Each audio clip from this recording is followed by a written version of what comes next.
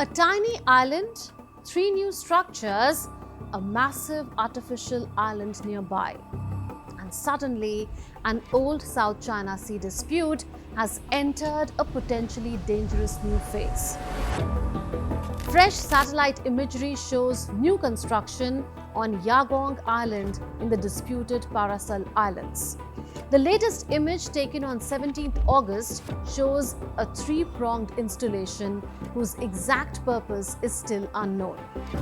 Analysts say it could eventually become an early warning radar facility, but they caution that it is too early to tell what exactly it could become. Construction appears to have begun in March or April. What makes this development significant is not Yagong Island alone. The island is just 14 kilometers northeast of Antelope Reef, which China has rapidly transformed into a huge artificial island. Satellite imagery shows Antelope now stretching almost 6 kilometers.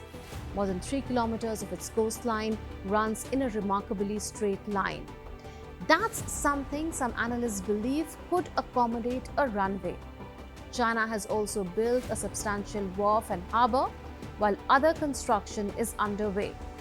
China says the Antelope facilities will serve civilian purposes such as weather forecasting, fisheries, protection, and scientific research. Beijing has not acknowledged that it is building a new military base. But the strategic question is unavoidable. Could Yagong become a surveillance post, while Antelope provides the infrastructure to support military operations? That remains an assessment, not an established fact. But Vantor, the commercial satellite company that supplied the imagery, says several Yagong structures resemble military radar and early warning facilities seen elsewhere in the South China Sea. Analysts quoted by Reuters say a radar or observation post is plausible. So if the two features, that is, the Yagong Island and the Antelope Reef, eventually operate as one network, their significance could be far greater than what the size of either one suggests. China has done this before. This is not the first time China has transformed disputed maritime features into strategic outposts. Beginning around 2013, Beijing launched a massive land reclamation campaign in the Spratly Islands. Reefs including Fiery Cross, Subi, and Mischief were transformed into artificial islands. They were equipped with runways, boats, radar and communications infrastructure, and other military support facilities. China's reclamation campaign created thousands of acres of new land. The strategy was simple but powerful. Turn isolated reefs into permanent platforms for surveillance, logistics, and military operations. And the Paracels have followed a similar trajectory. China has controlled the Paracel Islands since 1974 after fighting forces of the former South Vietnam. Vietnam continues to claim the entire archipelago. China has developed Woody Island in this archipelago into a major outpost with air and naval facilities.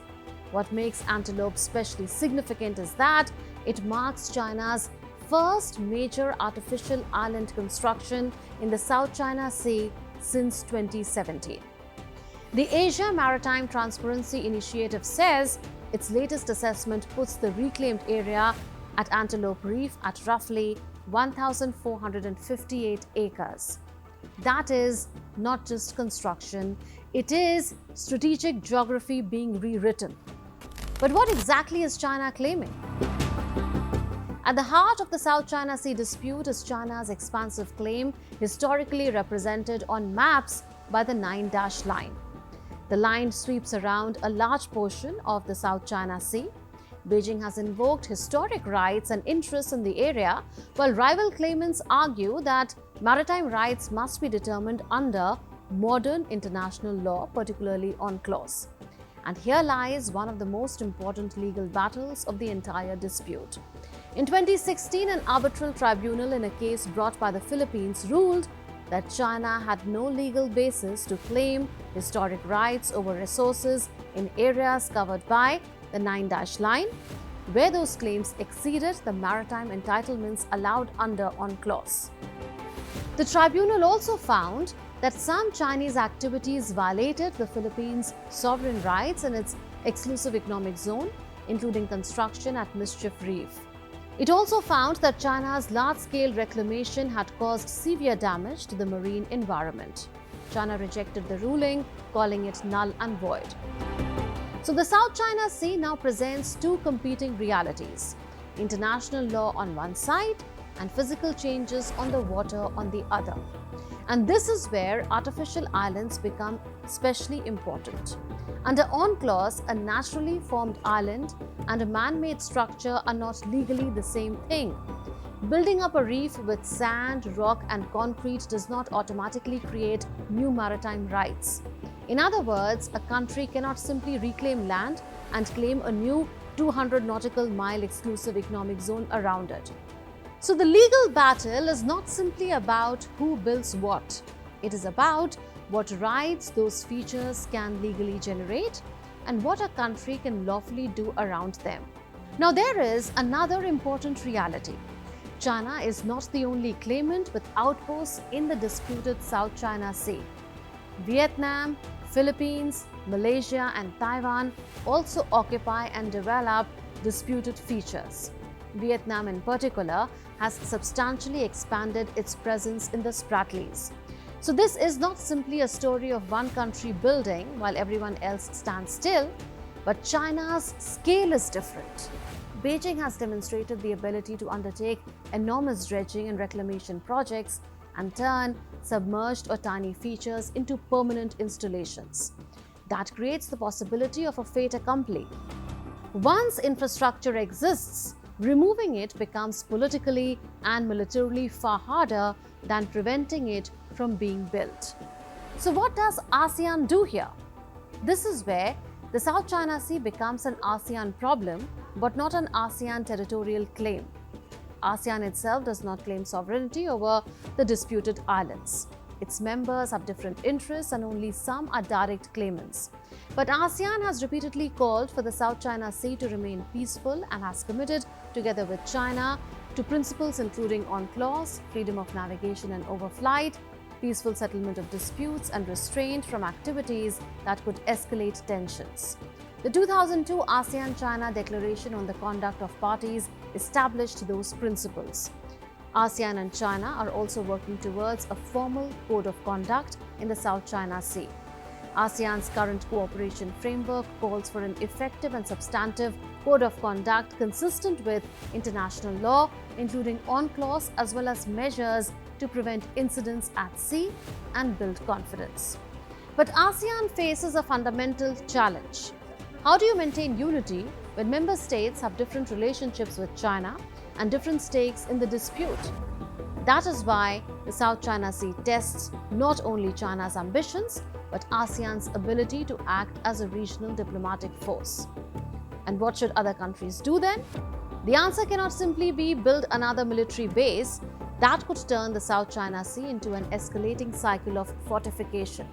Instead, countries should first invest in persistent surveillance, that is, satellites, maritime patrol aircraft, coast guards, and open source monitoring, so that new construction is documented before it becomes irreversible. And ASEAN needs to push for a meaningful code of conduct that reinforces rather than dilutes existing international law. Because the biggest danger may not be one dramatic confrontation.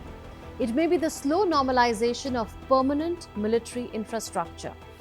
A radar here, a harbour there, a runway somewhere else, a surveillance post on another reef. Each project taken alone can be described as limited, but together they can create a network capable of changing who sees, who moves, and who can operate across a huge stretch of the South China Sea. And that has consequences far beyond the Paracels. The South China Sea is one of the world's most important trade routes. It connects major Asian economies and sits close to potential military flashpoints, including Taiwan. That is why the latest structures on Yagong matter. They are not yet proof of a completed radar station. Antelope is not officially acknowledged by Beijing as a military base, but the pattern is unmistakable. China is continuing to build physical infrastructure on contested features, while rival states contest its claims and expand their own presence. The South China Sea may not explode into war tomorrow, but every new piece of concrete changes the strategic equation. Because in this contest, China may not need to fire a shot to change the balance. It can change the map one reef at a time.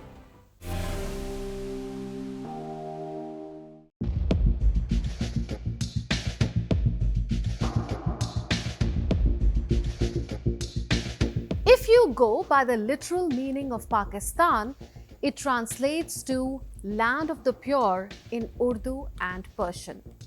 But whatever happens there every single day is neither holy nor pure. It is completely napak.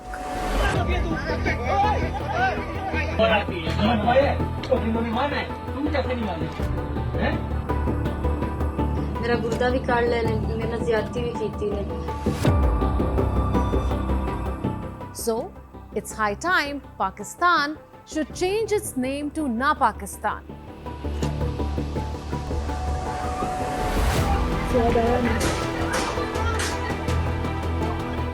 This is a country where women are killed for expressing themselves, raped for seeking jobs, and converted to Islam at gunpoint.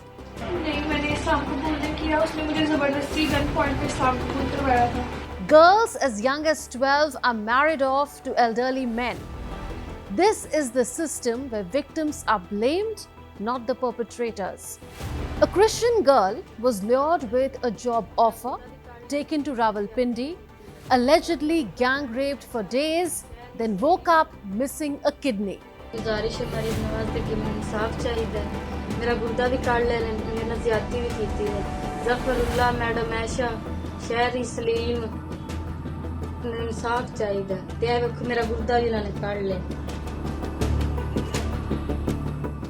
Police refused to file her case. 21-year-old Asma was stuffed into a carry bag like an object, abused and nearly murdered for refusing forced marriage. Here, minority women are converted forcibly at gunpoint.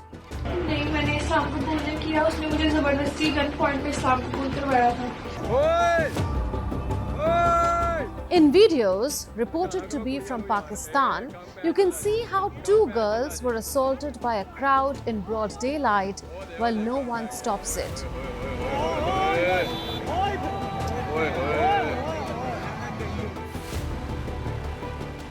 But what do the Pakistan police do? Nothing, because they are super busy in pleasing their masters, the politicians, army generals, and elites. And the Pakistan army goes one step ahead. Instead of protecting citizens, it is firing on innocent civilians. Teenagers as young as 15 were shot dead by Pakistani security forces in Pakistan-occupied Jammu and Kashmir.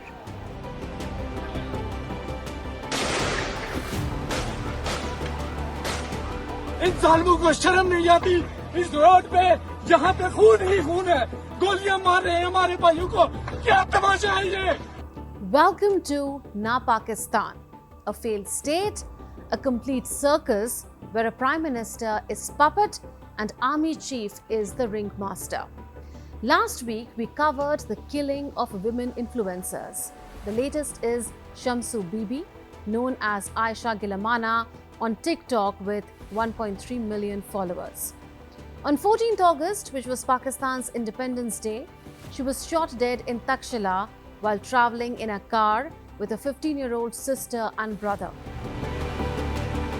Her father, Fazal Sahibzada, filed the complaint, claiming she received a call from a man named Kashif and that outsiders killed her over money. Then came the shocking turn. Police in Rawalpindi arrested 5 suspects, her own father, brother, paternal uncle and cousins. According to police, her father and brother confessed to orchestrating the murder. They tried to create a false narrative and misled investigators. Police say a jirga or assembly of 100 people was held in Dir to plan this honor killing because they hated her independent TikTok work. So Shamsu was betrayed by her own family. These influencers were killed simply because they became independent. At least 8 female creators have been murdered in the past year. 17-year-old Sana Yusuf was shot dead inside a home in Islamabad for rejecting a man. Her cousin remembers her as innocent. She was just trying to make content, she was just trying to make people laugh. She just wanted to contribute positively to the society. That's all, nothing else. If you go and see her post, whatever she has been posting on social media, there's no vulgarity at all. You will not find any single element of any sort of vulgarity or anything of that sort in her, whatever like she has posted. So she was just a very innocent soul. Sana Javed was shot dead by her husband. Teenage Mehek Shehzade was killed by her own father for refusing to delete her TikTok. Sumeera Rajput was found dead after pressure for forced marriage. And years before, Kandil Baloch was strangled by her brother for so-called honor. So no one is safe even at home in Pakistan. It was a very traumatizing and very scary incident, as no one is safe even in their own home. I don't believe that. Maybe even my family will support me being in this industry now. And that's totally fine, because it's true. You only truly understand when it happens to you. Otherwise, people don't really get it. Now look at the sensational case of 45-year-old Hina Javed. On 20th August, she was found dead inside her apartment in Rawalpindi's Askari complex. Hands tied behind her back, mouth gagged, wire wrapped around her neck and tied to the shower rod. Her husband, university teacher Dr. Faisal Asghar Imam, was arrested. Her family said she had faced continuous physical abuse. Police ruled out suicide and confirmed murder. When women demand justice, the system turns on them. Lawyer and activist Khadija Siddiqui, herself an attack survivor, faced exactly that. I was being made to feel that I had done something wrong, which is why I got what I deserved. And being a woman in this society, I should not demand for justice, and it was not right for me to come out and ask for justice. Influential people use money and power to delay cases or escape punishment. Activist Shafaq Zaidi has seen it repeatedly. But in Pakistan, we see that this is a very common trend, that when people are from influential backgrounds, they would use, their money or their influence on the authorities to get, special favors, to have the case delayed or to have judgments in their favor. So we have seen this time and time again, and this was a major concern. Forced conversions of Hindu and Christian girls continue every year, especially in Sindh and Punjab. Abductors take them, claim they converted willingly, and courts send the victims back to their abductors. The Pakistani government stays silent. Honor killings still claim hundreds of lives. Fathers, brothers and husbands murder daughters and wives, and many walk free. And what do the leaders do? Prime Minister Shehbaz Sharif has not spoken a single word of justice for these murdered women. His government is busy saving its own chair. Army Chief Asim Munir, who controls everything in Pakistan, lets his forces torture, disappear and abuse women in Balochistan and Pakistan-occupied Jammu and Kashmir, while girls are shot dead in Rawalpindi right under his nose. So why do we say Pakistan should be called Na Pakistan? Because it's the state that lets fathers hire killers for daughters, lets minority girls be abducted and converted, lets its army abuse women and kill teenagers. That's all in this edition of Connecting the Dots. We will see you next week with more raging issues. Until then, it's a goodbye from all of us in the Delhi newsroom. This is Munmun Bhattacharya signing off. Take care and stay safe.